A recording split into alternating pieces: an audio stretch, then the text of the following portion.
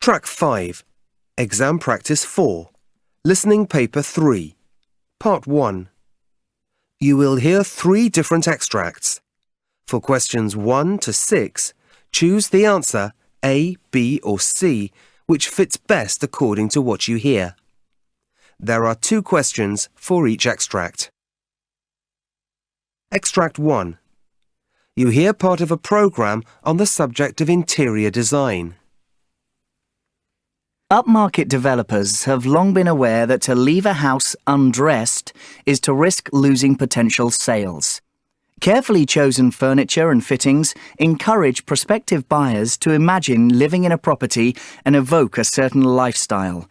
This idea is being pushed to the nth degree in London's super prime market, however, where purchasers are being lured not simply with tasteful decor and designer furniture, but with pieces of fine art.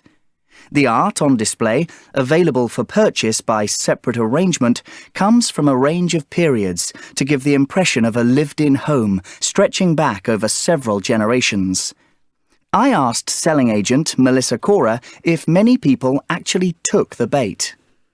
Well, the idea of buying a house full of art that bears no relation to the lives of its future inhabitants may seem odd and unimaginative, but let's not overlook the fact that not everybody has the know-how to go out and source something appropriate to go on the wall.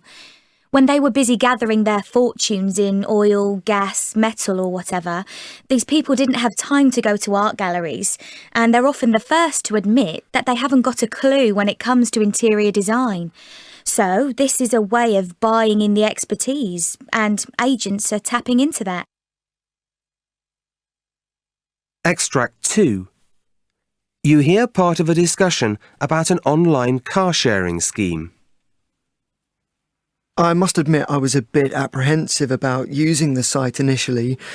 After all, you end up stuck in a car with total strangers, which is a bit daunting.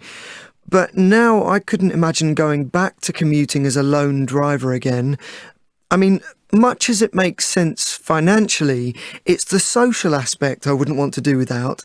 The 4 of us have really hit it off because there's always something to chat about. So it's a painless way of doing one's bit for the planet, actually. That's not unusual either, and car-sharing sites don't only cater for commuters, they're used for just about any journey, from students going to college to mums doing the weekly shop. It goes without saying, of course, that you can hardly expect every online match to come up trumps. Even if getting to work on time is not what's at stake, pick-up and drop-off times and locations need to be stuck to, otherwise tensions can surface. But there again, not everyone's in a position to guarantee what time they'll be free, so there's always the option of mixing and matching to get around issues, like getting a lift to work with one person and a lift home with another. Extract 3. You hear part of a lecture on the subject of conceptual art. How do you prove that you own a work of conceptual art? This is an interesting issue given the trend towards the dematerialization of art and the primacy of the idea over its physical presence.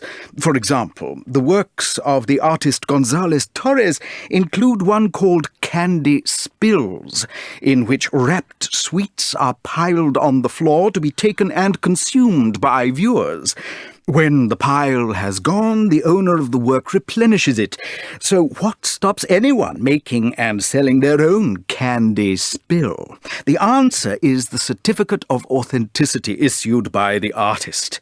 This scrap of paper is in fact the only proof that the work of art genuinely belongs to you, and this is actually what you buy and sell.